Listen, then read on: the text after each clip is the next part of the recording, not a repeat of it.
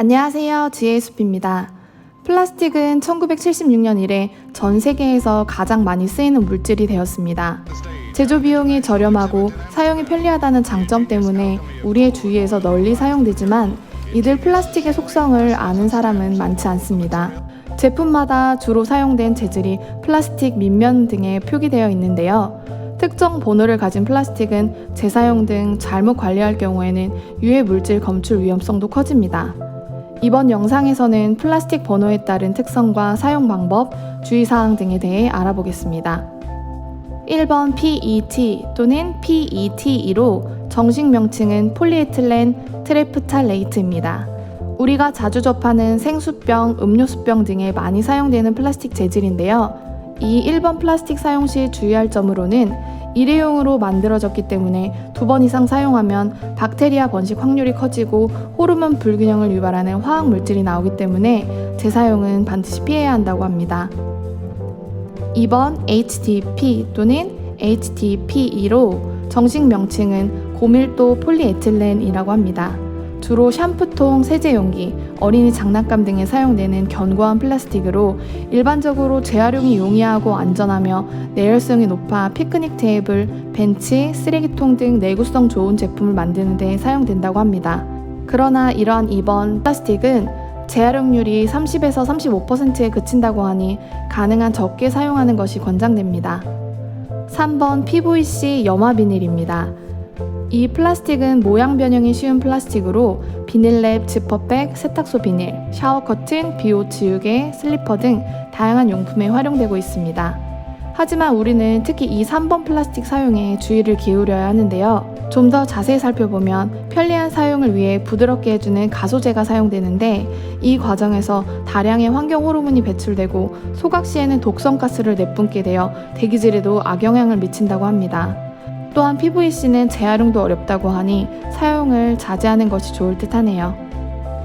4번 LDPE 정식 명칭은 저밀도 폴리에틸렌입니다. 2번 HDPE 고밀도 플라스틱과 반대되는 저밀도 플라스틱으로 신축성이 좋고 투명하여 비닐 장갑 또는 휴대전화 필름에 주로 사용된다고 합니다. 화학 성분이 나오지 않아 독성으로부터 비교적 안전하다고는 하나 역시 재활용이 어려워 환경을 오염시키는 주범이 되고 있습니다. 5번 PP 정식 명칭은 폴리프로필렌 질량이 가볍고 내열성이 높으며 환경 호르몬으로부터 비교적 안전한 제품이라고 합니다. 이러한 특징 때문에 아기 젖병, 반투명 밀폐용기, 플라스틱 컵, 빨대 등에 사용되고 있다고 하는데요. 하지만 PP 역시 재활용률이 크지 않은 편이기 때문에 재사용 가능한 텀블러, 빨대 등을 사용하는 것을 추천드립니다. 6번 PS, 폴리스틸렌입니다. 흔히 스티로폼을 만드는 재질로 값이 싸기 때문에 플라스틱 숟가락, 컵라면 용기, 테이크아웃 식기류 등에 사용되고 있습니다.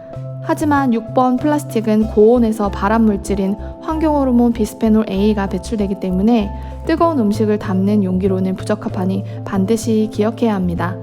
7번 Other, 기타 플라스틱인데요. 여러 소재를 합성하여 만든 플라스틱으로 7번이라고 표기된 플라스틱은 조금 더 주의를 기울여야 할 필요가 있습니다. 열을 가하면 환경호르몬 비스페놀 A가 배출되는 폴리카보네이트 PC 소재도 7번에 속하기 때문이죠. 그렇다면 7번 플라스틱은 무조건 사용하면 안 될까요? 아닙니다. 안전하다고 알려진 트라이탄 소재도 7번에 속하고 최근 가장 안전한 플라스틱 소재로 알려져 있는 코폴리에스테르와 옥수수나 타피오카와 같은 전분으로 만들어진 생분해 플라스틱 또한 7번 플라스틱에 해당되기 때문이죠.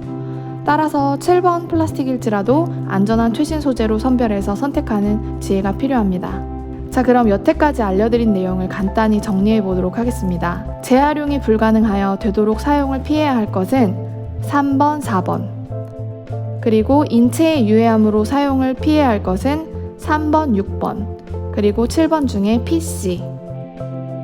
그나마 제일 나은 플라스틱은 5번, 7번 중에 트라이탄, 그리고 생분해 플라스틱.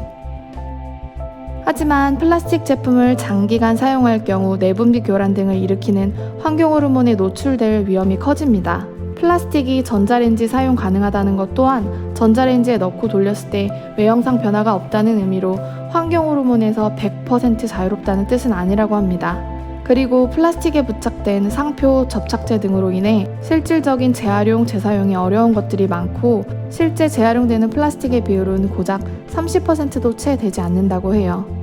또한 최근 개발되고 있는 생분해 플라스틱 또한 특정 조건에서 분해되기 때문에 실제로 쉽게 분해되기 어려우며 이 생분해 플라스틱은 각종 화합물을 포함하고 있어 분해되는 과정에서 토양과 지하수를 오염시킬 수도 있다는 연구 결과가 있었습니다.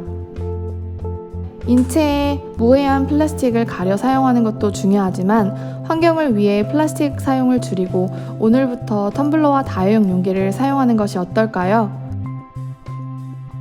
이번 영상도 시청해주셔서 감사합니다. 구독과 좋아요는 힘이 됩니다.